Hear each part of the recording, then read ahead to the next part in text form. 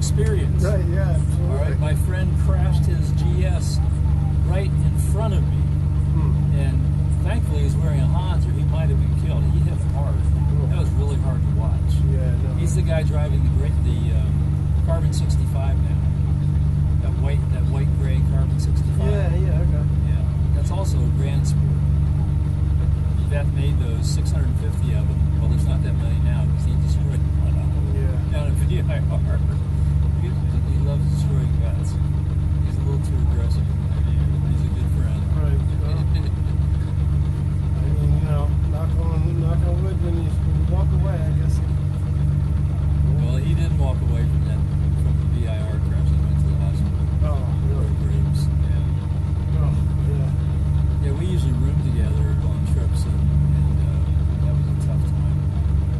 Every panel of the car was ruined. Both frame rails were completely broken, and then he bought another one, and that's what he's driving here today. Hopefully a little more sanely. It's a total loss, though, huh? Well, not total. The insurance company took his car. They gave him $100,000. Took his car. I actually took it to my house. There's a Coparts auction right behind my house. Okay. So the insurance company asked me to take it there. They got $32,000 out of it. Oh. The insurance company did.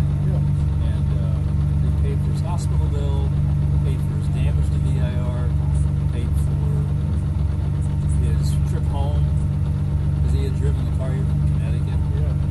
So, Wow. That was track insurance, I understand. no, it wasn't. It was his street insurance. Really? Yeah, I told him to check it out. No one pays for that anymore. So just ask. Don't harm asking. So he did, and found out that they didn't cover it. Although they dropped the map, they covered it. Yeah.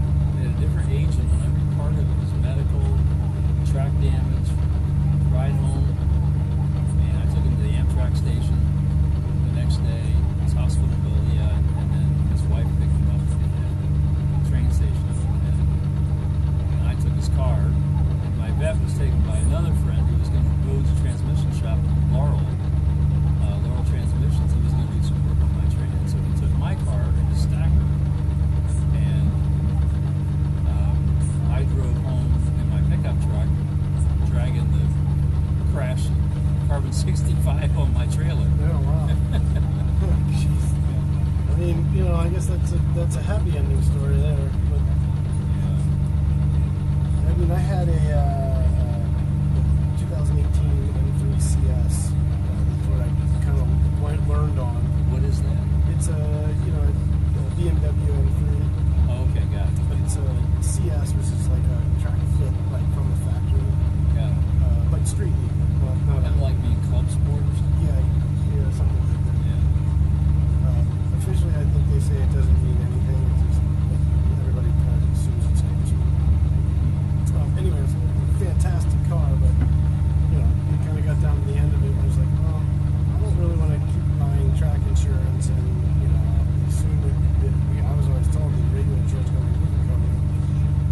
So I didn't want it to be a total loss. That's why they call these things HPDE, Yeah, driver ed, yeah.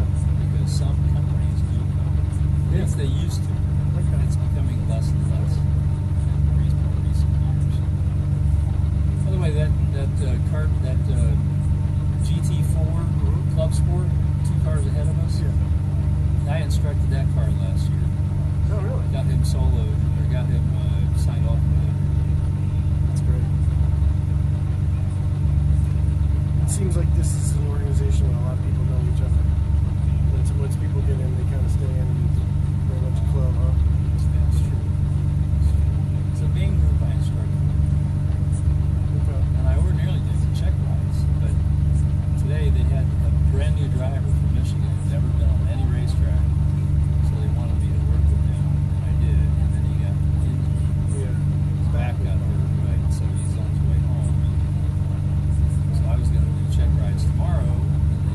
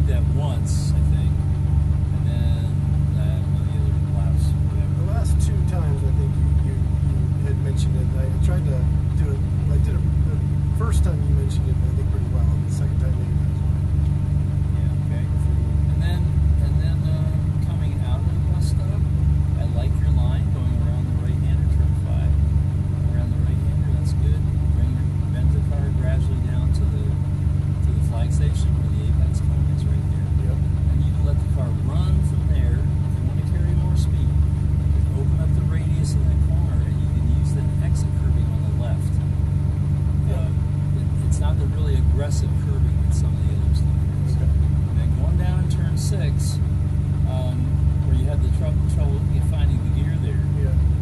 That's the turn that I have some of the best drivers, the IndyCar drivers, some of them rim that corner. They stay left and shorten it. Other drivers, the most common way that's driven is the way you did it. Go out right and then get on throttle earlier to get a better head start out of that corner down that short straightaway.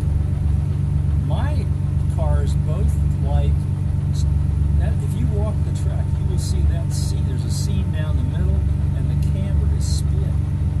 That seam splits the camber, so you have more favorable camber on the inside half of that track than the outside. So both of my cars like to have the left side tires just to the left of the seam. Okay. So they're on more favorable camber, and I can make that turn, shorten it up a little bit, and still have good exit speed. Okay. And then coming out of the corner, you want to be way up on the curbing on the right-hand side, unless it's wet. Yeah. You want to be way up on that curbing.